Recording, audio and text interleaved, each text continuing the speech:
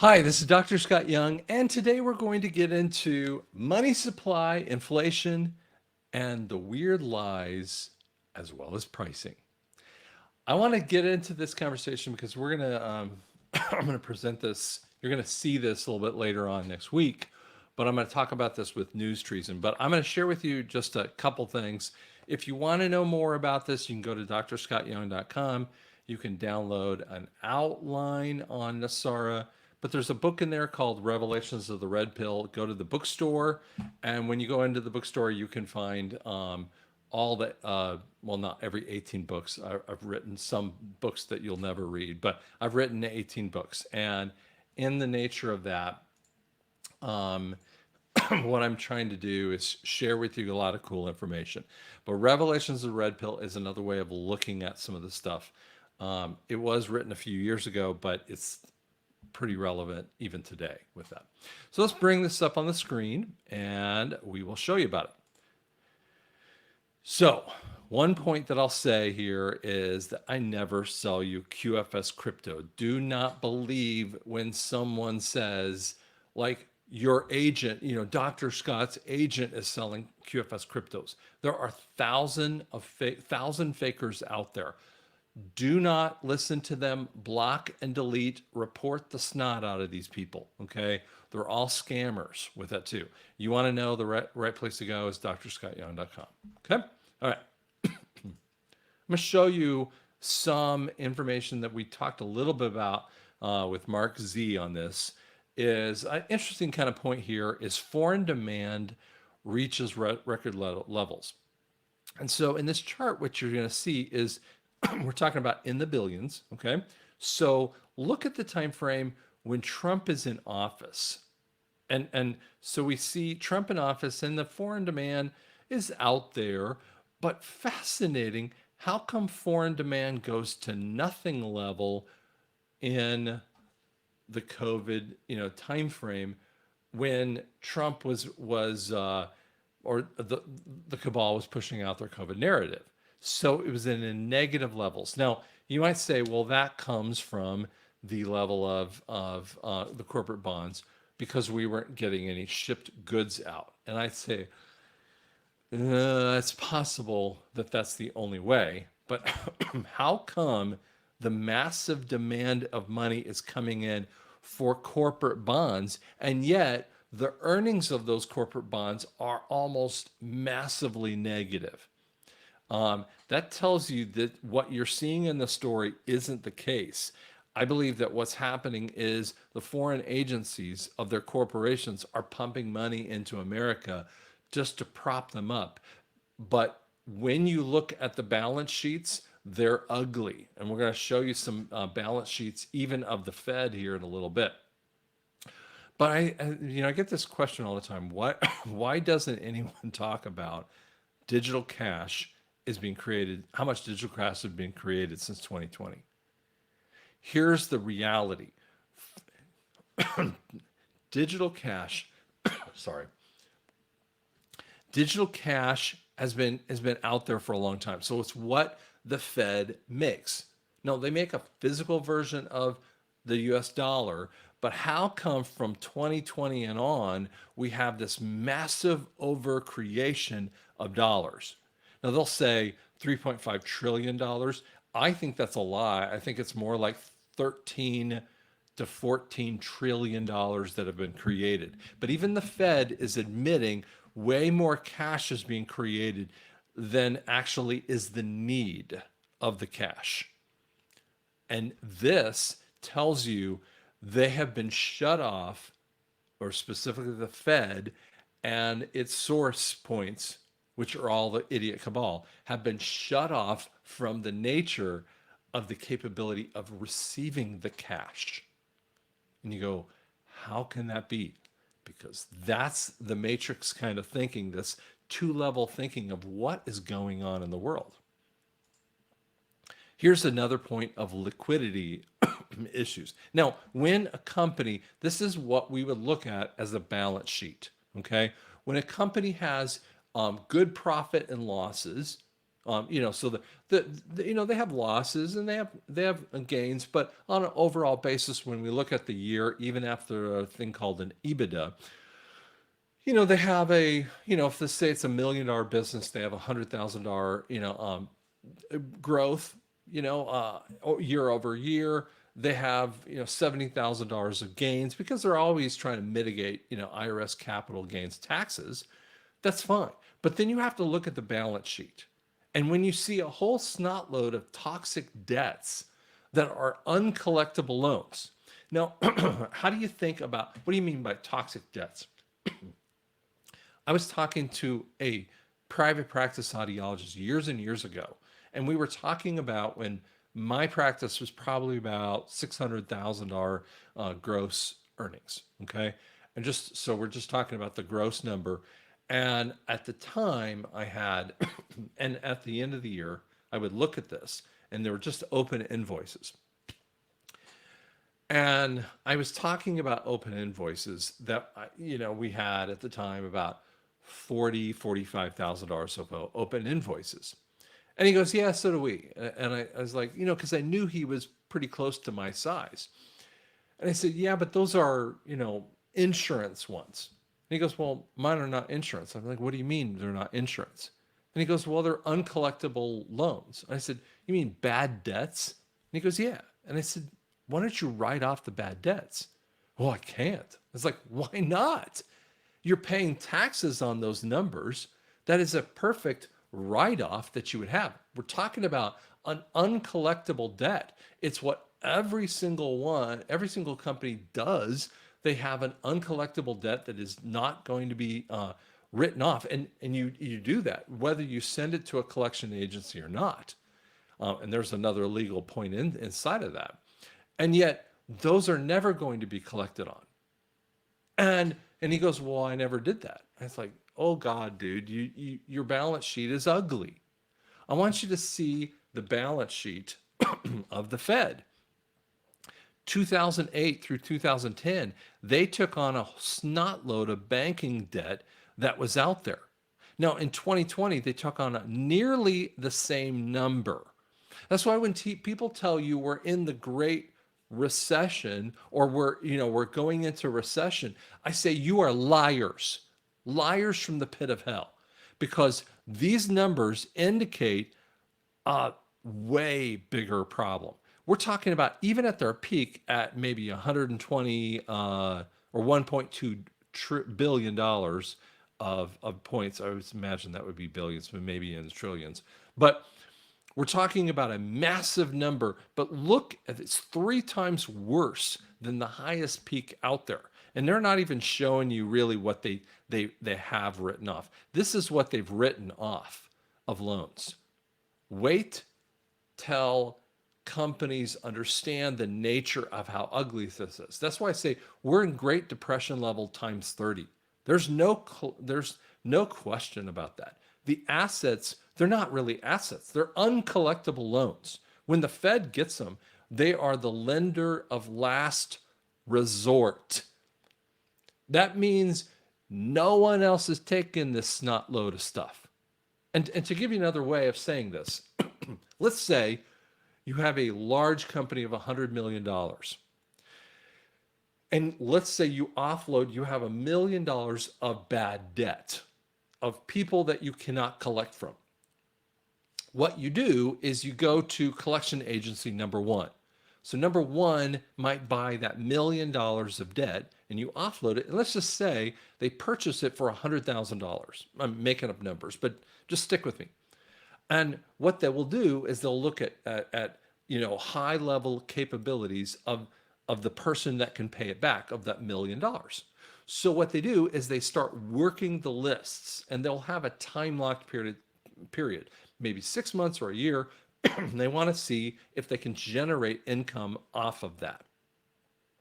So when they generate that income, and we're not talking about a collection agency that is collecting for a fee, we're talking about pure offloading of debt. This happens all the time. So that secondary agency picks it up for $100,000, and they hope to get $120,000, $130,000 of profit, which pays them back for what they spent, right? This is how they create assets. Then collection agency one takes the let's just say $950,000 or $850,000. Let's say they collected $150,000 of that amount. They offload that $850,000, and those guys will take the rest of it, and they're worse debts at this point. So maybe that amount of money that they charge them is $25,000, $50,000, and they try to make money off it. If they're good at looking at that, it sometimes then goes off to a third lender who maybe pays pennies on the dollar. And that's what happens by the time it ends up at the Fed. 4 different collection agencies or whatever have already gone into those debts. They're uncollectible from every nature. These could be dead people on here. They could be dead people with dead family members. I mean, it's dead companies that never could pay their loans back. This is a choking amount of debt. And they foist this on American public to say, well, you got to pay for the debt by inflation. This is a sickness that you cannot get away from. Now, Joe Brown with Hershey Financial, we are going to talk about this. Now, he talks about that Congress could rewrite the charters of the Fed. Well, the Fed doesn't want to be rewritten into that. And Congress won't take that role. So I would say that's not really a reality with them. Let me show you another thing. Now, here's how the inflation really is happening. Now, ever since you see 2019, these numbers start going into, I mean, like ski slope hills. These are like the biggest, the worst ski slopes you can see in Colorado. And so you see like McDonald's has gone up from 2014 to now 100% growth in their amounts. Popeyes 86, Taco Bell, I'm trying to remember, see this here. Taco Bell is 81%, Jimmy John's is 62%. And yet the actual inflation number is 31%. Now, when you hear these morons with government telling you that we're at 3 or 6%, or even during Trump's time frame of they told you 1.5%, that is not true. Now, I'm not trying to beat up Trump here. This is not me doing that, but it's telling you that the numbers that are reported are way off of what the reality is. Because when you see food inflation levels that hit prices, they're way overestimated to this. And when it's 31% on actual nature, that's on an average point. Holy cow, that's just a scary number. So the margin that happens in there, which is your price versus your cost, the margin starts to shrink. You can only turn up the price so high. They probably, McDonald's, now, bad corporation anyway, but pick any one of these companies, they can only turn the price up so high where it becomes the situation where I don't even want to go anymore. And so there is a price of, it's called price elasticity. And when you move to too high of a price, no one shows up at the restaurant and they close. So where is that elastic band? Think about a rubber band. And when that rubber band breaks, the business has to close.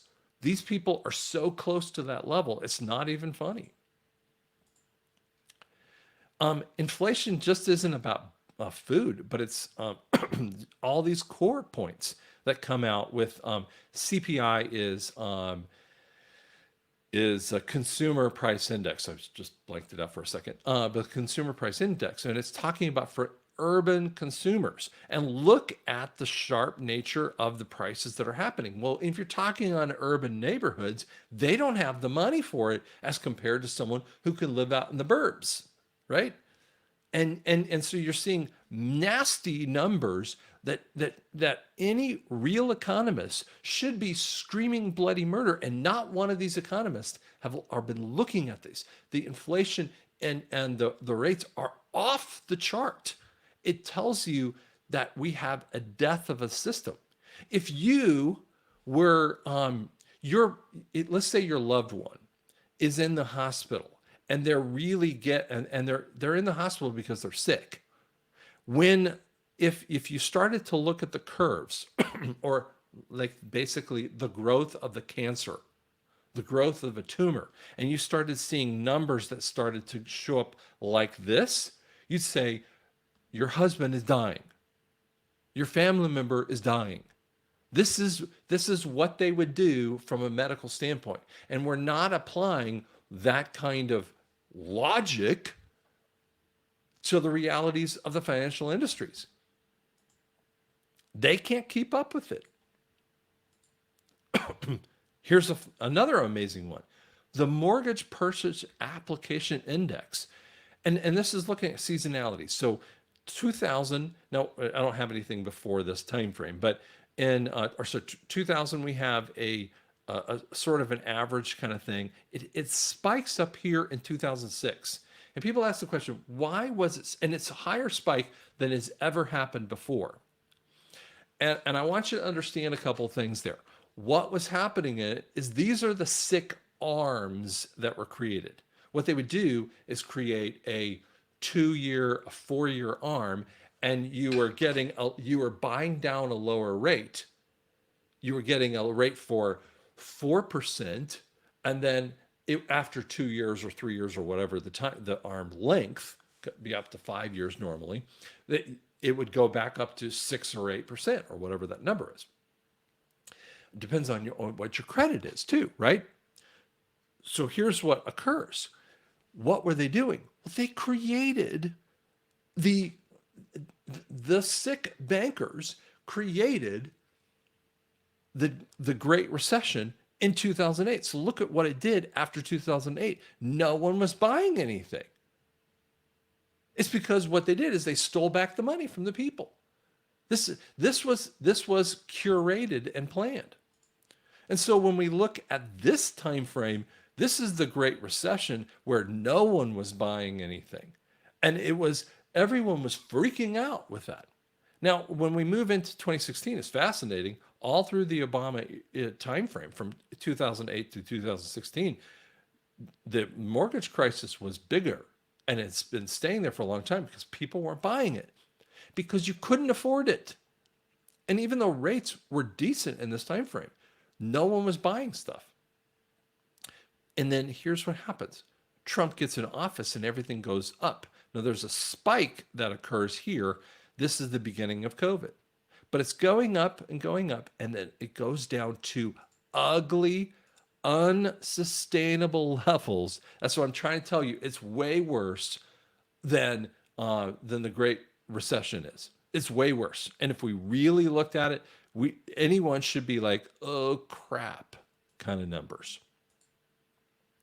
Now, here are lies. I'm going to share with you the first lie that we have to. They say, we're not making more money to screw up the pricing. So here's how they would look at that. I don't want you to focus on other lines for a second. I just want you to look at the blue line is the price of gold. And so the red line is the prices, just the consumer price index, right? So you're seeing a growth of consumer prices because, by the way, they were down to minimal levels in Trump's timeframe. And then they had to tank even further. They started building it back up. And they got up to 9%, growth issues. And they say that it's coming down. But that's the lie. Because how come if its prices are coming down, they're actually going up. And they still have been going up. And I'll show you how they actually do this lie.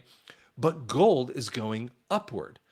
If prices are actually coming down, that Biden administration is doing the right thing, then how could gold prices go up? Because gold is opposite of that. It's because everyone knows in the back of their mind, this thing is toast. Show you another one.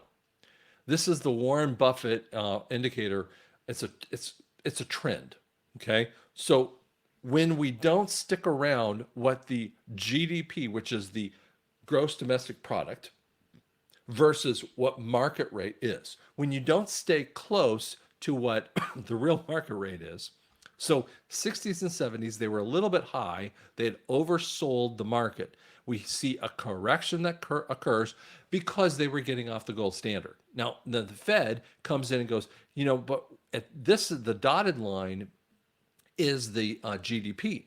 So the markets were actually lower and they were holding the markets down. And mostly because they didn't really want Reagan to grow. But this is in line, at least in reality. Now, there was a spike with Clinton, a de-spike after 9/11, and then we had another spike, obviously a downward trend in the markets, even though the GDP was going upward on an overall basis. But they spiked down here. But look at now. And we're not even seeing into the future here. They're 175% ratio over GDP, which means the markets are way oversold. Yesterday, 7/12 was the markets hit 40,000. It closed 40,000 for the first time. I think it hit 40,000 before, but it hadn't closed at 40,000 before. That's fake. I mean, and I'm not saying we're having a market crash. I think that what we have is a massive correction. And they try to tell you that the economy's fine. This is a lie. Another lie is how prices work. See, the things that are going down in price are health insurance, personal computers, airfare, TVs. But the things that you need every day, internet service, drugs, admission tickets, I mean, just bundled consumption kind of points are massively overpriced. And so that's why they don't tell you this. They show you this part. Well, prices are going down, then people can afford things. No, they can't. They can't actually do that. How many people can afford a 20% bump in prices when in the past, most people have lived paycheck to paycheck? You can't add 20% and people are still living paycheck to paycheck. They stop paying something. It happens all the time. So there is a demand pull pricing. And I want to explain how pricing actually is going to change, because we are getting people who say things like, we're going to go back to 1950s pricing. And I go, that just is the dumbest thing in the history of the world. Let's talk about that. When you have demand pull pricing, it means too many consumers are chasing too few of goods. So let me explain how that works. So you got the dollars, and so you have a normal amount of currency in a market, but there's a massive demand for something. And so when the calculations occur for the people, there's a varied but short-term increase, and this can happen industry by industry. There's a short-term increase of price because they're trying to take advantage of the market, right? And so what occurs, there's a short-term increase, which has a percentage point that does this. There's not enough supply to meet the demand. Now, when the iPhone first came out in 2008, and I've talked about the 2.7, it's $500 device. And many of you don't remember this because if you're too young, but some of you, hopefully many of you do remember this, but some people don't. So my son doesn't know this, right? He's too young. But cell phones used to be $20. You got it free with a 2-year plan. And now it's $500 to $1,500 for the same thing. And so they keep raising the price because it's called demand pull pricing. We're not in that kind of market. But they want you to believe this. Now, when you also have a different type of thing called massive money circulation inflation, what it means, there's plenty enough supply, but there's a way massive amount of currency that have been flown in, and it's called hyperinflation. This isn't biblical level hyperinflation, but it is a short-term level. Now, I mean, there will be a biblical level hyperinflation, but it will be when there's a pure digital money that happens because of the Antichrist, right? We're not there yet, and there's reasons for that. But here's what happens. When you have a massive amount of creation of currency, but there's a sufficient number of consumers and demand to it, what happens when they look at their calculators, they calculate in a higher price. That's what we're in. So the percentage shows us this kind of thing. It's 1930s Germany or modern Venezuela, where there's billions of dollars for a loaf of bread. The system cannot afford this level of stupidity. That's what we're experiencing here. So we're seeing this massive amount of currency they just keep creating. It creates higher prices, and then what happens is that people just, I don't have the money for it. Um, the classic example in 1930s, you would take your Reichsnote and you would put it in a wheelbarrow and drop off $1 billion for a loaf of bread. And we are getting an accelerated viewpoint of Venezuela, who has the boulevard is actually stapled on walls that people do this. Now, I'm not talking about other things that'll happen with NESARA, but what we're talking about is the overall value of currency. When it happens that way, the whole systems of the financial markets are about ready to collapse. Now, here's what people tell you is that we're seeing people in the NESARA conversation that give this thing called a UBI, Universal Basic Income. Now, listen to me for a second here because I'm going to pull off the screen for just a minute here. Universal Basic Income. Universal means everyone. That does not mean Social Security or disability. We are not talking UBI equals Social Security. That is a different conversation. The Great Reset idiots want to see a UBI for everyone. And here's what that means when they talk about it. It's enough supply of the money, or enough supply of the goods, but a massive increase of currency, which is a hyperinflation, but it also loses the value of the currency. So let me tell you what happens out here. When you get massive money bags, and this is what people are trying to tell you, that when a gold-backed currency comes on, they're going to have tons of cash in their back pocket, right? Because you're going to get it from your Quesavie trust. And I go, okay, first off, the Quesavie trust is a straw man conversation. Wonderful conversation. They've been screwing with us through the Department of Transportation for generations, stealing your identity. I get it. This is what happens. And the fake part of it is when someone does steal your identity and steals your credit card, and then the credit card company goes over here and they kill off that credit card and issue you a new credit card. Well, guess what? On an everyday basis, the government does this on every way. But you think because they've been stealing from us, they're going to pay me back with a UBI. And I say, what are you talking about? If you took a gold-backed note with a massive increase of a UBI, whether it's a monthly amount of money or it's a $5 million, make up a number that you want to do, what would occur is you would have a massive increase of pricing. And you're going, no, that can't happen. See, people look at me and they think I'm a complete loon because they believed in this conversation of the UBI.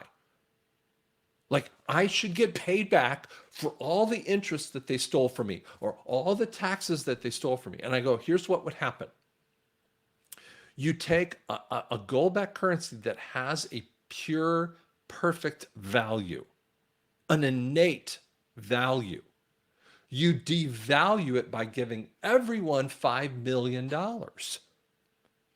And what happens is that what would occur in the pricing is that every single car dealer, and I'm going to show you how this works, what would happen is the same thing as the 1930s and the modern Venezuela.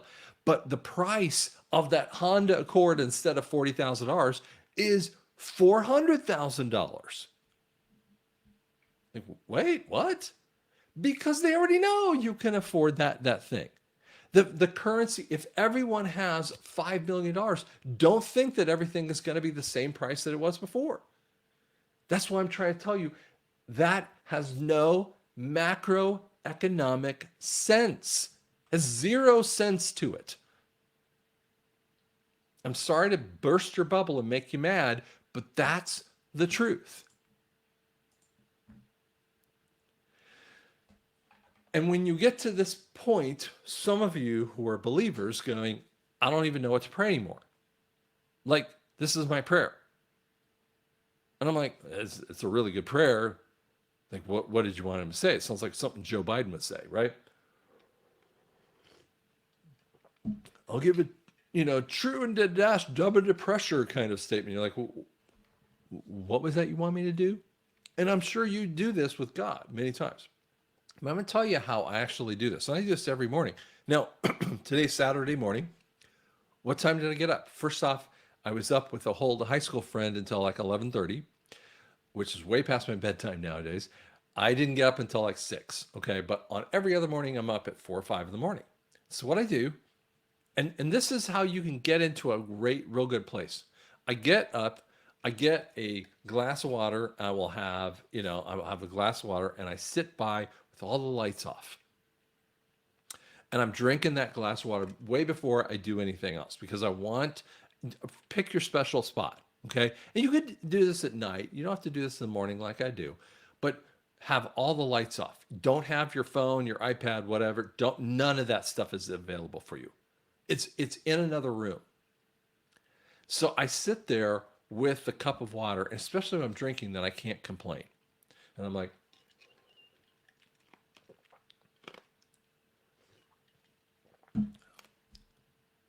and then I find out I shut up a lot. Now, first, when you sit down, I promise you, you are going to get the unquiet words. What are unquiet words? I'm so worried about this. I don't know how to do this. I don't know what to do here. I don't know if I can possibly make it through the month. And I hear these people with desperate statements. I get it. I've been in the desperation just as much as you have, and maybe not as well. Maybe not as high as some of you have, maybe more than other people have, right? But I am where I am. And yet, I don't take any money from people. I mean, they want to donate. That's great. I appreciate it. But I barely get anything. YouTube screws with my profits. They don't give me anything that they should give. I've got Amazon stealing my books left and right. And yet, I could sit there and listen to the disquieting kind of stuff. But what I do is I go, shut up. I don't want to hear you anymore. And then I ask these kind of questions. What do you want me to do today? And you start, at first, you're not going to hear anything. Or how can I prepare for the future of this NESARA blessing? When you ask questions of God, he wants to give those answers to you. They're available for you to hear. But you have to be in a position to hear them. And you have to do it enough.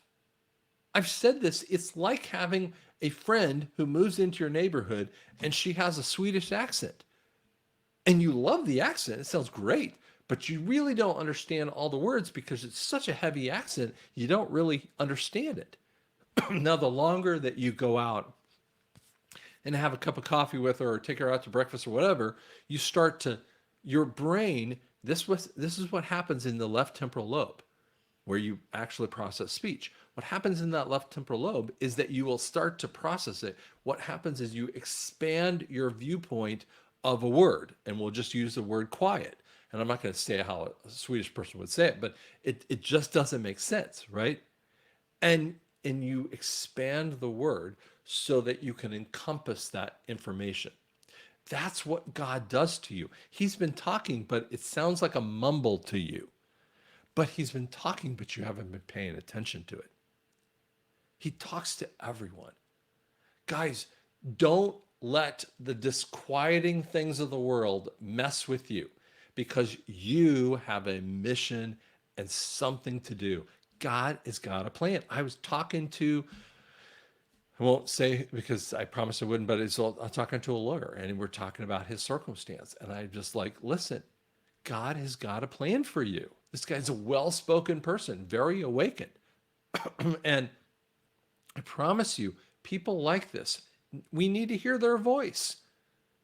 But you have to be in a position to actually listen so that when you hear competing information that doesn't make sense from what I've talked to you about, and I've given you the reasons why, the logic reasons, the macroeconomic reasons why, you can take those, tamp them down, and say, God, what are you going to do? How are you going to meet me? What are you going to do to deal with this situation? You start to like set it on his lap. You go, man, dude, you handle it because I don't want to handle this anymore. And God goes, that is the perfect place to be. Guys, take the time and do that. Spend the time in your life to make that difference for you. And when you do, like sounds like something Joe Biden would say. And when you do, you're like, can you finish that statement? And when you do, God will start speaking, not in Joe Bidenese, but he will start speaking in levels and ways that you can understand. Do you want that? Because what I've told you is disquieting. But there's a cool thing on the other end of this. Listen, hold on. It's going to be okay. Thanks so much.